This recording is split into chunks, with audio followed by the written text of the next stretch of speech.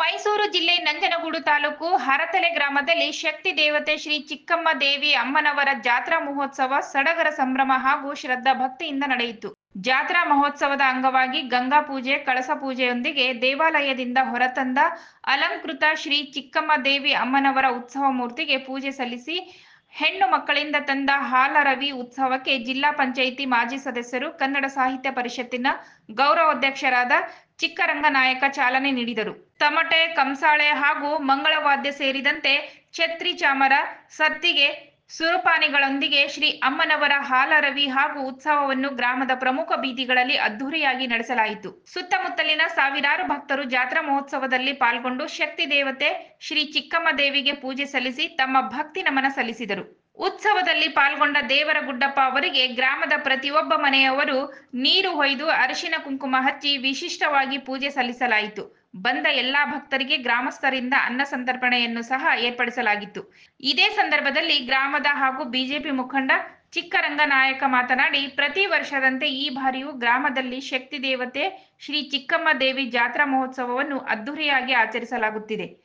ತಾಯಿಯು ಎಲ್ಲರಿಗೂ ಒಳ್ಳೆಯದನ್ನು ಮಾಡಲಿ ಎಂದು ಶುಭ ಹಾರೈಸಿ ಜಾತ್ರಾ ಮಹೋತ್ಸವದ ಬಗ್ಗೆ ವಿವರಿಸಿದರು.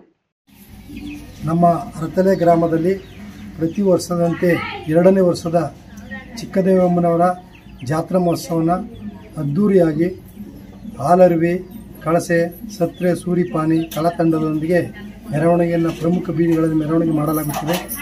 ತಾಯಿ ಚಿಕ್ಕದೇವಮ್ಮ ಸಮಸ್ತ ಗ್ರಾಮಸ್ಥರಿಗೆ ಎಲ್ಲರೂ ಕೂಡ ಒಳ್ಳೇದು ಮಾಡಲಿ, ಸನ್ಮಾನ ಉಂಟು ಮಾಡಲಿ ಅಂತ ನಮ್ಮನ್ನು ಕರೆದು ಇಲ್ಲಿ ಸನ್ಮಾನ ಮಾಡಿದಂಥ ಎಲ್ಲ ನಮ್ಮ ಗುಡ್ಡಪ್ಪನವರಿಗೆ ಮತ್ತು ಚಿಕ್ಕದೇವಮ್ಮನ ಎಲ್ಲ ಸಮಸ್ತ ಗ್ರಾಮಸ್ಥರು ಕೂಡ ನನ್ನ ಅಭಿನಂದನೆ ಸಲ್ಲಿಸ್ತಾ, ಆ ತಾಯಿ ಎಲ್ಲರಿಗೂ ಕೂಡ ಆಯುಷ, ಆರೋಗ್ಯ, ಐಶ್ವರ್ಯ ಕೊಟ್ಟು ಊರಿಗೆ, ಗ್ರಾಮಕ್ಕೆ ಇಂದ ಹೋಮ ಹವನಗಳನ್ನು ಮಾಡಿ ಮತ್ತು ಹಂಗೆ ದೇವ್ರನ್ನ ಹಾಲರ್ವಿ ತಗೊಬಂದು ಏನೇನು ಮಾಡಿದರು ಅನ್ನ ಸಂತರ, ಅದರಿಂದ ಗ್ರಾಮಸ್ಥರು ಕೂಡ ಮತ್ತೊಮ್ಮೆ ಎಲ್ಲ ಒಳ್ಳೆಯದಾಗಲಿ ಅಂತ ನಾನು ಕೂಡ ಗ್ರಾಮಸ್ಥರ ಪರವಾಗಿ ಮನವಿ ಮಾಡ್ಕೊತಾ ಇದ್ದೀನಿ.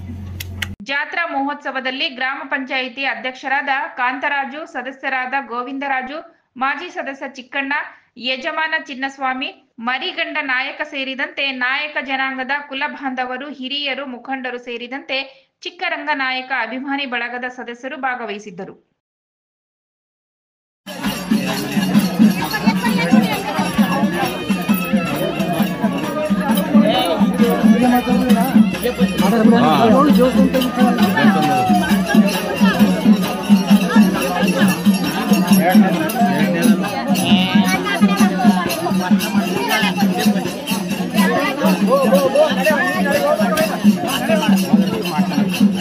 Oh,